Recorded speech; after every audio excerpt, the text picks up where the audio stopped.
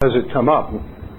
Well, there's more to be said than I can possibly say on this, but I want to say a few things that might provide a ground for further exploration for you.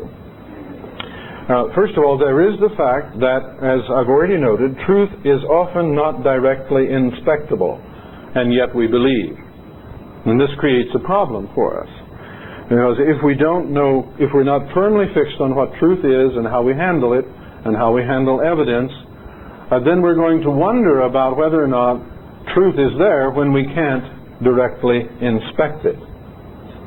And we will notice things like most or many of our beliefs do not refer to things that we can directly inspect. And then we may get bothered about this and start talking about, well, I don't know about true, but I know about true for me. And that phrase comes back in, true for me. That means simply, I believe it's true. But of course you can believe something is true when it is false. And now then, when you have whole knowledge industries built on things that you can't directly verify, it is very tempting to loosen the word truth and allow it to float over to what all right-thinking people believe. And then we can worry about who the right-thinking people are. Invariably, it will move into an authority system. And I want to say this now. I said something about this last night. I want to say it again. And I hope you'll understand that it is not meant as an attack, but an attempt to simply say how things really are. What prevails today, in roughly speaking, in the intellectual world, is an authority system. It works by authority. Take my own profession. Philosophy. Take something like what is called Gödel's proof, that you can't write an all-inclusive and complete system of rules for elementary arithmetic that is consistent. I doubt that 3% of people in professional philosophy today could work through that proof. And probably not 1% of them have ever actually done it. And yet they all believe it. That's authority. That's authority. That isn't working things through on your own and arriving at your conclusion. That's authority. There's nothing wrong with authority. We should just recognize when things are working by authority and when they're not. The same is true, in perhaps a less degree, of most of the things that might be regarded as the most favored positions in professional philosophy today. Now these spill over into law, into journalism, and in all of the other professions. So this first point has a lot of implications to it. The second point, I've already discussed it briefly, the same thing. The loss of thought or empiricism, as it has affected our theory of the mind, leaves any idea of truth or meaning wandering, and we try to replace it in various ways, and that invariably goes over into language. And of course language is relative, isn't it? Language is relative to culture, and culture is relative to history, and perhaps persons of various kinds. So that's important. I'm not going to try to reply to these in a moment because I want to stop in just a second and elicit discussion if we can. And then fourthly, I mentioned something that is really worthy of all of our attention, those of us who live in the academy, and that is the rise of sociology of knowledge. Now, sociology of knowledge is in fact not a sociology of knowledge at all. It is a sociology of knowledge, of research, of ignorance, stupidity, superstition, all kinds of things that go into the mix that make up what a society might take as knowledge. The problem is that it contributes further to this idea that all there is to say about what passes for knowledge is some causal story about how people came to accept it or believe it. And to the minds of many people today who have been taken in by the full range of the history of the theory of knowledge in our culture, which can really be put under one main term, and that is representationalism, heavily influenced by empiricism. For many, many people, they believe in their hearts that the only story to tell about anything that presents itself as truth or knowledge is a story about how people came to believe it. Again, another triumph for Nietzsche, who really said that that was all you could do for any prevailing ideas or values, is tell the story about how they came to power. Well, of course, except in the context where we're worried about our academic self-righteousness, I think all of us will admit that multitudes of people can be wrong. 6 million Frenchmen can be wrong, right? Or whatever the numbers are. There's no safety in numbers so far as truth is concerned. And that is because I believe all of us still have in the back of our minds, we are haunted by that basic idea of truth that we all come to know as children. And we keep thinking about, well, multitudes might believe what is not really there. And I include here the little passage from Exodus, thou shalt not follow a multitude to do evil. Just one final observation, and I'm sorry I'm taking more time than I wanted. One final observation. Truth will not set you free. And we have to say that because this is one of the, perhaps that is the statement more than any other that is written on the walls of old buildings at universities. You would not be able to write it on the wall of any new building you build on this university. Prove me wrong. And I'd be very happy to be proven wrong. That's because the effect has been, the effect of some of the things I've been talking about, has been to deflate the importance of truth. Now you get an education. I don't know what it is, but you get. You get credits, certifications, people to write letters for you, go up the ladder of advancement, more standardization without standards, I'm afraid. And power perhaps is the last word in the way things are practiced now after truth has been abandoned. But we have to say, no, truth will not make you free. Many of these statements now, you don't even have to know the truth, apparently. On the elevator in the humanities building at USC, whoever donated the elevator wanted to say a word. And so the word they said was a little plaque in the elevator. You have ... the truth will make you free. Period. Who said that? Jesus never said that, folks.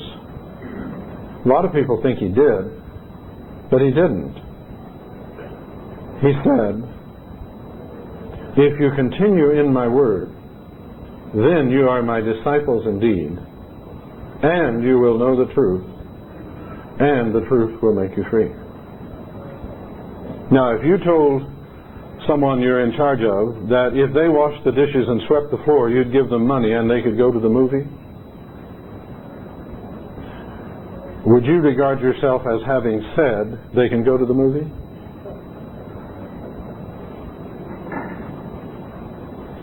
Jesus knew the truth would not make people free. He knew that it crushed people. What people need is not truth. They need truth, but that's not their problem. They're not in bondage by falsehood. They're in bondage to passion. And because they're in bondage to passion, they use falsehood to project their projects. What we need is grace. What we need is community, is acceptance, is power. And we receive that, I believe, from a transcendental source which is ever present at hand. And that is a truth which can be verified. Thank you very much. And let's stop now and see if you have comments and questions back. I'd be delighted if you do, and I feel no need to prove that I'm right. I'd like to be right, but unfortunately I've been wrong. I once thought I made a mistake. Think about it. Are there any comments or questions, especially about our academic setting and so on? Yes. Particularly concerning Christ himself, what would be maybe a starting point or an avenue if we were talking with someone and helping them to pursue truth of Jesus Christ? Get them to be honest with themselves. Deal with truth in their personal lives. There is no other starting place. And that will be a big assignment for every person, to just start being truthful in their own lives. And now, there are other things that they can do if they have specific questions, like if they have a specific question about Jesus Christ, or about ethics in relation to Him, or ethics without Him, or whatever. That's a very common line of concern in our culture, because we basically come from that. So then you can deal with specific questions. But you can't, I believe we have to understand that we don't start with religious truth. We start with truth about ourselves. And it's by dealing with truth about ourselves that we then begin to go on to other things. It's like truth in engineering. If you don't need to build a bridge or something, you're not going to be led into truth in engineering unless you're doing it for a degree or something. But you have to have the need to go on to the other things. And of course, one of the things I firmly believe that as Christians we're not doing is trying to prove we're right. I don't think we're in that business. You just think of it this way: who cares if I'm right? Right? Is that an issue? No, it isn't an issue. And so let's just begin with the person and begin to help them accept the truth about themselves. Anyone else? Yes. Talk a little bit about going from the observable and right. finding truth right. to the unobservable. I'm wondering if you could say a little bit more about how one would do that. Well, for example, take just the simple relation of next to. We do it all the time. I'm sorry. Thank you. The question is, how do we go from the observable to the unobservable? And here again, I think we really must be careful and not make a big mystery of something very simple. For example, in astronomical research, we use the term next to all the time. And how do we establish what is next to next in a galaxy, for example? We certainly can't do that by direct observation, but there are ways of determining. For example, the discovery of Pluto was caused by the disturbances that it set up to the next planet in, which were observable. So we use various kinds of evidence, argument based on logical relationships, known facts, and that's the way we do it in any realm. And that's the way it is even with truths generally. For example, the truths of mathematics, very few of them are knowable by direct inspection, if you wish. And if some of you are involved in the philosophy of mathematics, I need to apologize to you and say, yes, I know there's a long discussion here. But very few at most are established by direct observation. An infinite number of them potentially can be established by proof. And we've established hundreds of thousands of them. Now sometimes we can't even track the way. There are individuals, there was a very famous Indian mathematician who could prove theorems, and no one could say how he did it.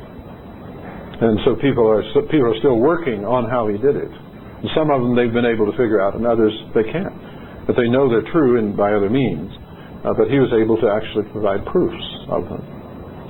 The mind is a fascinating thing, but it has that capacity. That's where reason comes in now. What is the check on that? Reason and rational standards is the check on it. We're not infallible in that domain. Basically, that's the way it works. Literary theory, You can't establish truths about, many of the truths about a text, for example, by observations. You have to do the analysis of data. You give reasons, you lay out your assumptions, you test those assumptions, and so on. Now, one of the things that I argue for, both philosophically, and I'm trying to impose on you here if you wish, is that that process of reasoning is itself an objectively validatable process. It isn't something, if you like the way you reason, well, it's fine.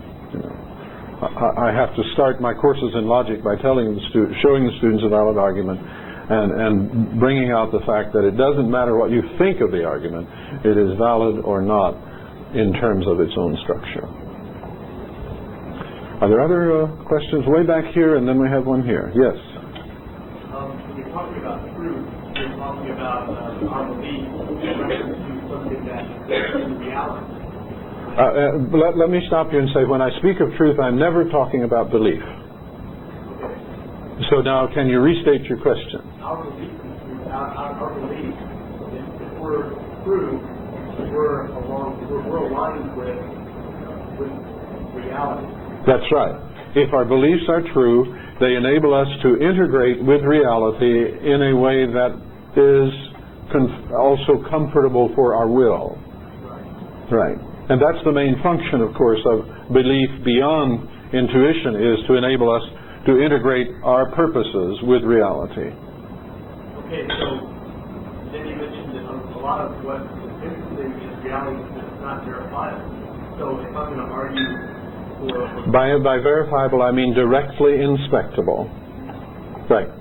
So then how would one argue spiritual reality if there's an individual that is not recognized or believe in spiritual reality? Well, I normally will sit down with a person who does not believe in that, and I will sit down and try to get them to talking about themselves, about their thoughts, their feelings, their choices, their reasons. And I've never found a person who isn't full of information about these aspects of themselves.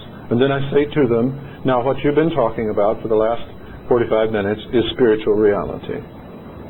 That's spiritual reality. What is spiritual reality? It is, I give a definition, the spiritual is unbodily personal power. And of course then we can have a long argument about that. But I mean, you have to, that's the way you work, basically. See, most people think spirit, what is spirit? It's vapor. It's a gas. Or it's a vacuum. So, really now, this is where, to go back to the talk last evening, I don't know how many of you were there, but, you know, I talked about how being a rational person makes heavy demands on things like your patience, your willingness to listen, and so on. And so, this is a helping piece of work, and a learning piece of work also. And that's the way you proceed. You define your terms, you collect evidence, and you proceed from there. Now you see, those of you who are Christians, when you say God is spirit, what do you mean? God is gas? God is vacuum? What is it? You have to give a specific meaning to that. And one of the reasons why we are in trouble is not just because some very false tendencies in interpreting knowledge itself has arisen and become historically triumphant, but because we have not responded. We have not taken the central terms in our vocabulary on which our practice is based and made sense of them. Right now, I've got a friend at USC in psychology who will not leave me alone. He is a rabid behaviorist, but for some reason he wants to keep discussing these issues about the spirit and the nature of personality or the nature of the person. I don't usually talk about spirit to him because it's enough to just get a thought. But you see, he will not be convinced because he knows that if he gives on this point, his professional career is on the line. And he knows that if he doesn't adhere to his very curious version of behaviorism, then he's got to rewrite his whole book, change his whole career, and so it gets heavy, doesn't it? See? And there's a lot of investment here. Does that help at all? That's the way I would proceed. Just go piece at a time. What is spirit? What is mind? Let's make sense of it. Let's deal with the objections and go on from there. And I think there's a very strong case for that, because I'm still waiting for anyone, when they start describing their life, to do it in chemical terms. Or even behavioral terms. They don't do it. Over here was a comment. Yes, you mentioned something to the effect that usually when you ask people about truth, I can't remember if you were talking about truth or belief, the response that people normally give is how someone came to that belief. Yes. They say within the current context, any idea of truth apart from true for me or true for our group is dismissed, and you get instead historical explanations of how we came to those beliefs. So in response to that, do you think that a Christian testimony is a usable factor or something that shouldn't be used today? Anything that you judge to be relevant with that person should be used. You can't run this by formula. And so you're going to listen to people and find out where they are. And you're going to respond to them where they are, and it may be that your testimony would be relevant.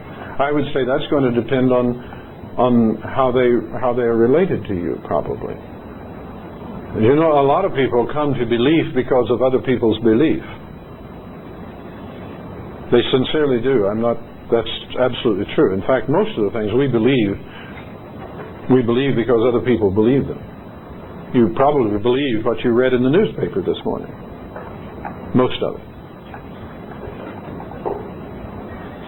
And so that's quite all right. And so sometimes you'll find a person, they may know you, and your standing and your surroundings may be such that if you have believed and experienced something, that will be a very serious point for them.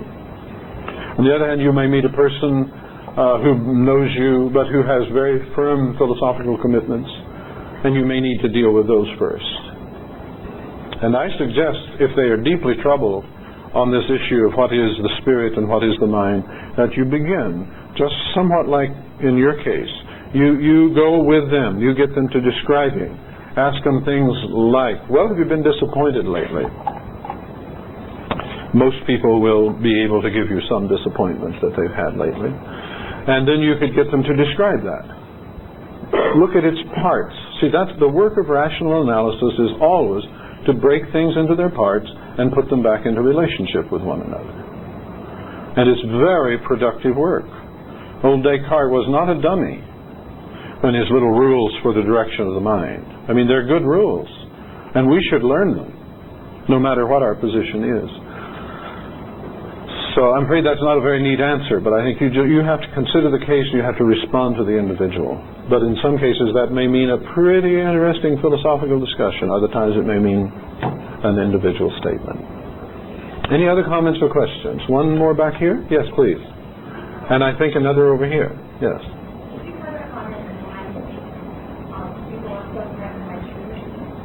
Yes, because it limits freedom. It limits freedom.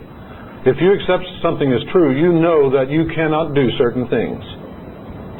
Now, so it's a direct assault on the will. And now, by the way, if you want to see, again, I've mentioned Nietzsche, this is the third time. This man, whatever you may think of him, he was profound. And if you read the last section of his book on the genealogy of morals, you will see that he presents the belief in truth as the last vestiges of asceticism. And asceticism for him is the denial of the will, especially the will to pleasure. And he recognizes that this is, and he treats it as is often done. I mean, actually, if you read Nietzsche very well, you'll hear very little new on the campus. If you recognize, I mean, because he recognized, he saw that this is deeply connected to issues like the existence of God and so on. Because what it amounts to is invoking a power that is transcendent to the human will. And so when Derrida comes along and talks about his ontotheological version of reality, logocentrism he calls it, and the rejection of it. He's just taking a page out of Nietzsche's book. But it's very threatening. You see, there are only two values that are immediately accepted in American culture today. One is pleasure, sometimes called happiness.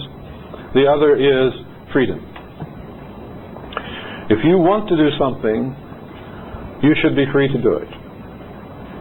If it is pleasurable, why not?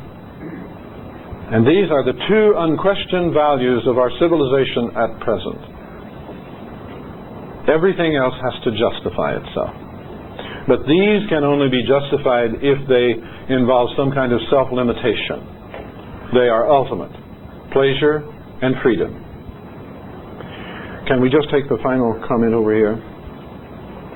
I've always been very, very uncomfortable with someone saying we need to agree to disagree.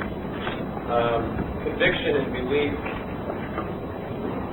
of understanding what truth is something to me which impels or drives you to try to share that with another if they disagree.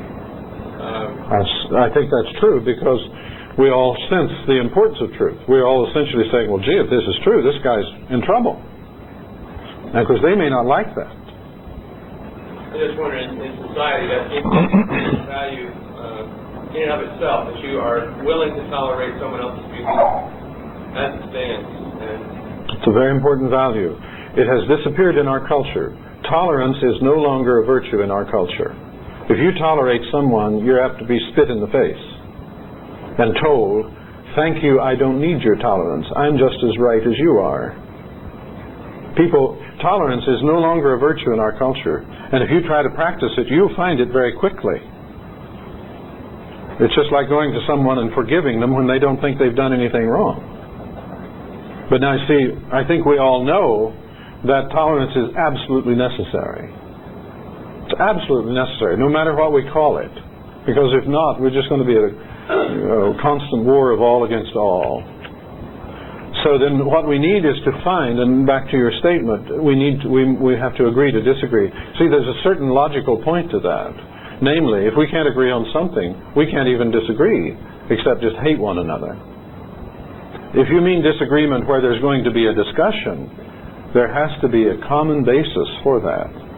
And it's not a bad practice when you have a disagreement with someone to say, let's hold that for a moment and back up and see if there's anything we agree on. Because that then might enable us to deal with our disagreements in a way that is profitable and fair and, who knows, even loving. So it's a very important point. Now, I'm not sure I addressed your concern. Would you state it again? Tolerance demand at times that we stop trying to convict one another of truth. I think in cases it may. It may. But that's going to be a practical judgment. Because at some point, let me put it this way.